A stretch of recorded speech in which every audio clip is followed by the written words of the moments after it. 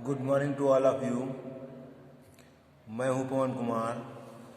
आज चर्चा करते हैं सृजनात्मकता, क्रिएटिविटी। आपका सृजनात्मकता का क्रिएटिविटी जो शब्द है वो अंग्रेजी रूपांतरण है।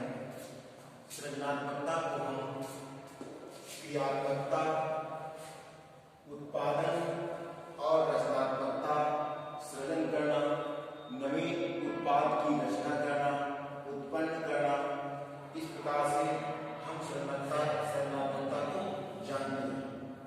और सृजनात्मकता की विशेषताओं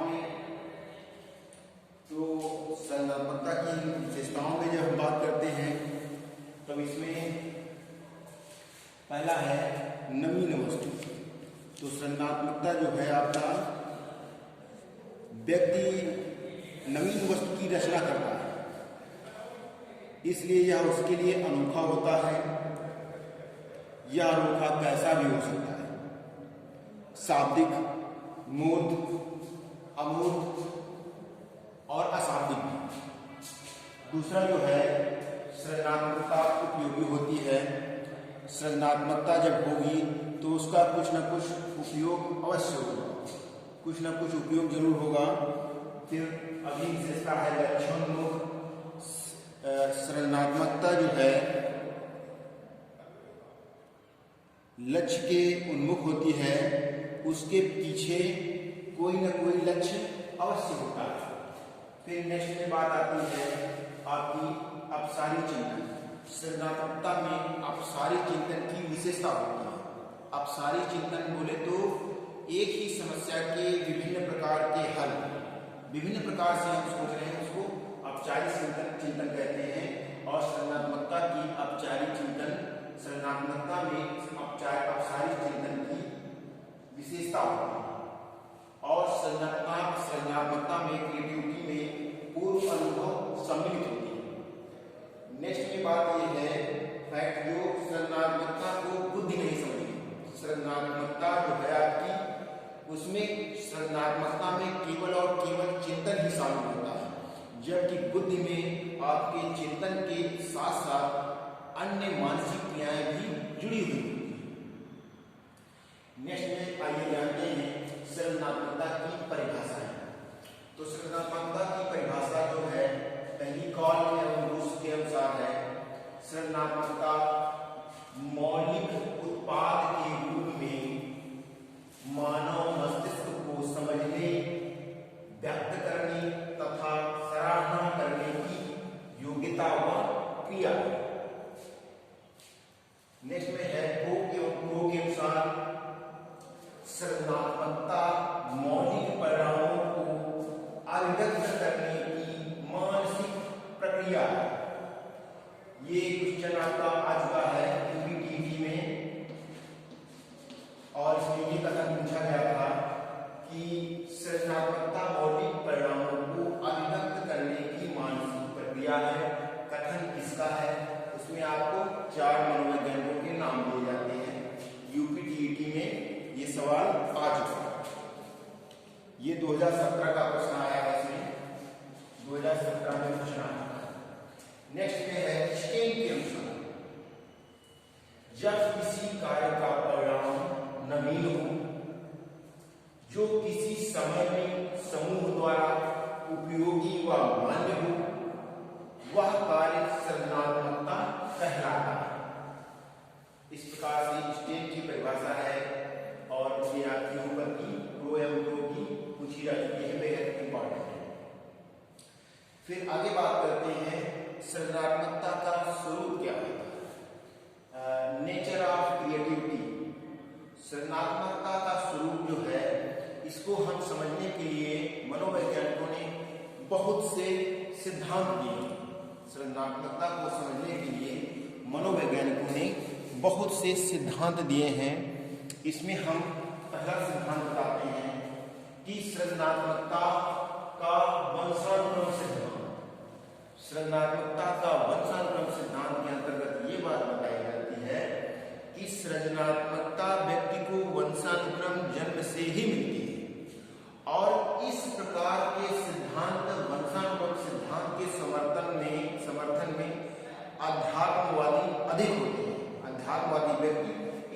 सिद्धांत को मानते हैं। और इसमें बताया गया जैसे न्यूटन, टैगोर, महात्मा गांधी आदि जो है वो शुरू से ही सृजनात्मक रहे, वो जन्म से ही सृजनात्मक रहे, नवीन परिस्थितियों के साथ सृजन करते रहे। दूसरा सिद्धांत है सृजनात्मकता का पर्यावरण सिद्धांत। तो सृजनात्मकता के पर्यावरण सिद्धांत में हम ये बात करते हैं कि व्यक्ति पर्यावरण वातावरण से सृजनात्मक हो जाता है। सृजनात्मकता क्रिएटिविटी उसकी वातावरण से सीख कर आती है या सृजन वातावरण से सृजन होकर आती है। इस प्रकार से पर्यावरण सिद्धांत में जैसे जब स्वतंत्र वातावरण है तो उसमें स्वतंत्र विचार आता है, और ये वातावरण बंद है तो उसमें स्वतंत्रता नहीं है, उसमें सृजनात्मकता नहीं है। अगला सिद्धांत है अर्धगोलाकार सिद्धांत, सेमी सर्कुलर थ्योरी। अर्धगोलाकार सिद्धांत जो है आपका सेमी सर्कुलर थ्योरी है, इसको क्लार्क तथा किटनो ने दिया था। क्लार्क एंड किटनो ने इस सिद्धांत को प्रतिपादित किया है, और इसमें ये बताया गया है कि मस्तिष्क मानव का मस्तिष्क दो भागों से गोलाकार के दो अर्धगोलों से बना होता है, और इसमें मानव मस्तिष्क में जो है दाहिना गोलार्ध सृजनात्मक होता है।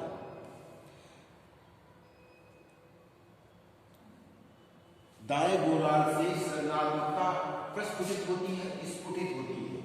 और अगला सिद्धांत है मनोविश्लेषण। मनोविश्लेषण सिद्धांत आप जानते हैं कि मनोविश्लेषण सिद्धांत के प्रतिपादक सिगमंड फ्रायड महोदय रहे हैं। इनके अनुसार सृजनात्मकता जो है दमित इच्छाओं से प्रकट होती है। नेक्स्ट में है सृजनात्मकता का स्तर सिद्धांत। स्तर सिद्धांत के प्रतिपादक आई.ई. टेलर महोदय बताते हैं कि इसमें सृजनात्मकता की व्याख्या 5 स्तरों के आधार पर कही जाती है, तथा जैसे व्यक्ति में सृजनात्मकता का स्तर बढ़ता जाता है उसी प्रकार से उसकी सृजनात्मकता बढ़ती जाती है। आइए जानते हैं सृजनात्मकता के तत्व। तो कंपोनेंट्स ऑफ क्रिएटिविटी, सृजनात्मकता के तत्व देखते हैं। इसमें पहला तत्व होता है प्रवाह, जिसको बोलते हो फ्लुएंसी। तो प्रवाह में खुले विचारों की अभिव्यक्ति होती है, और यह प्रवाह 4 प्रकार का होता है: विचारों की अभिव्यक्ति, शब्द प्रवाह, साहचर्य प्रवाह और अभिव्यक्ति प्रवाह। दूसरा ये है,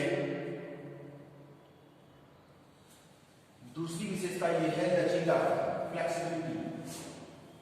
तो सृजनात्मकता में हम जब सृजनात्मकता में विचार जब पाते हैं तो व्यक्ति अपने अपने अनुसार विभिन्न प्रकार के उत्तर देता है। तो इसी को कहते हो आप सृजनात्मकता में लचीलापन होता है। और नेक्स्ट में है मौलिकता, ओरिजिनलिटी।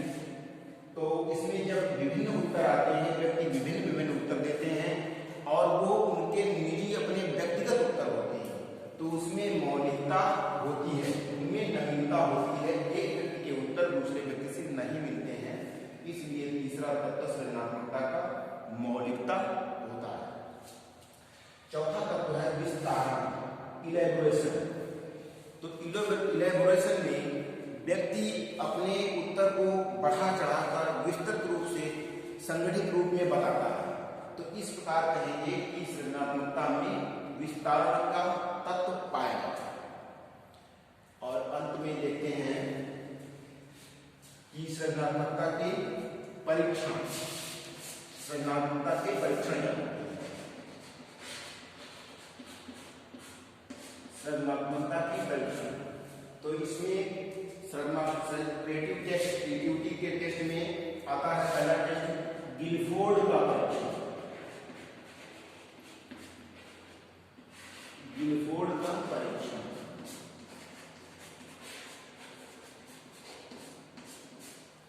अगला है गिलफोर्ड का परीक्षण।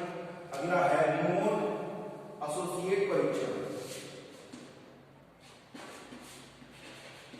रिमोट एसोसिएट परीक्षण।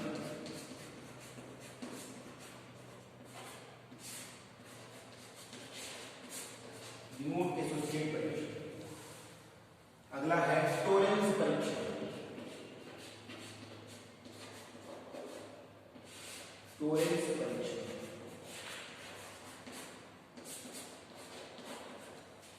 टोरेंस परीक्षण, टोरेंस परीक्षण है जिसको आप एरिस्पाल्ट टोरेंस का परीक्षण कहते हैं। अगला परीक्षण है कलात्मक परीक्षण। कलात्मक परीक्षण,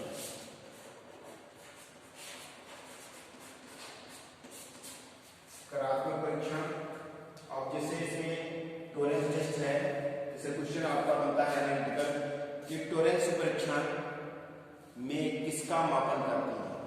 अधिगम, बुद्धि, व्यक्तित्व, सृजनात्मकता। तो इसमें आपका सृजनात्मकता सही है। और इसके अलावा भी सेल्फ असेसमेंट परीक्षण भी होता है। सेल्फ असेसमेंट परीक्षण,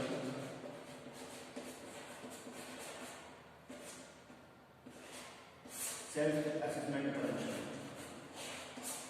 तो ये है सृजनात्मकता के परीक्षण। और नेक्स्ट में आपका बनता है कि बालकों में सृजनात्मकता को हम कैसे बढ़ाएं। तो बालकों में सृजनात्मकता को बढ़ाने के लिए हम पहली बात तो ये कि अध्यापक सृजनशील होना चाहिए, और सृजनशीलता के उदाहरण जब सामने होगा तब बालक भी स्वयं उनका अध्यापक का अनुकरण करेंगे और सृजनशीलता की ओर उन्मुख होंगे। दूसरी बात यह है कि अध्यापक अपने कक्षा में वाद विवाद, विवादात्मक प्रश्न पूछे और उनको उत्तरों को बताए और उनको उत्तर देने के लिए प्रेरित करना चाहिए। अगली बात है कि जब सृजनशील बालक कोई है तो सृजनशील कार्य कर रहा है तो उस कार्य के प्रति में उत्तर, जब कार्य सृजनशील करता है तो उसको हम पुनर्बलन दें। फिर दूसरा है छात्रों के लिए नवीन कार्य की प्रशंसा व उनका उत्साहवर्धन करें। छात्रों को अभिव्यक्ति के अधिक से अधिक अवसर प्रदान करें। अध्यापक को चाहिए कि बच्चों को प्रोजेक्ट वर्क दें और शिक्षक को मस्तिष्क उद्वेलीकरण विधि को बढ़ावा देना चाहिए। देख लीजिए मस्तिष्क उद्वेलीकरण, मस्तिष्क उद्वेलीकरण, इसमें बालकों में मस्तिष्क उद्वेलीकरण को मस्तिष्क उद्वेलीकरण विधि को बढ़ावा देना चाहिए, जिसको आप ब्रेन स्टॉर्मिंग टेक्निक कहते हो। इसमें बालक को आप एक समस्या देते हैं और बालक उसके विभिन्न उत्तर देता है और फिर अध्यापक से चर्चा करता है। और ये भी जान लीजिए कि मस्तिष्क उद्वेलीकरण जो ब्रेन स्टॉर्मिंग मेथड है, इसका प्रतिपादन ओसबर्न ने किया था। पहले ओसबर्न ने इसका प्रतिपादन किया है और पार्नेस ने इसका कक्षा में उपयोग किया है, कक्षा शिक्षा में, और पाया कि बच्चों में सृजनात्मकता बढ़ गई है। और ये सवाल इस बिंदु से भी आपका यूपी 2016 में क्वेश्चन आया कि ब्रेन स्टॉर्मिंग टेक्निक में क्या होता है। तो उसमें समस्या होती है, समस्या के बाद विभिन्न उत्तर देते हैं। अब नेक्स्ट में है शिक्षक को चाहिए कि छात्रों को समस्या का समाधान परंपरागत विधि से न करने दें, बल्कि उनको नवीन तरीकों से हल करने को प्रोत्साहित करना चाहिए।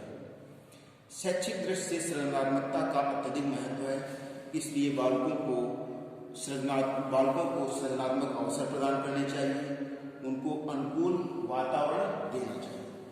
वीडियो देखने के लिए धन्यवाद। हमारा चैनल सब्सक्राइब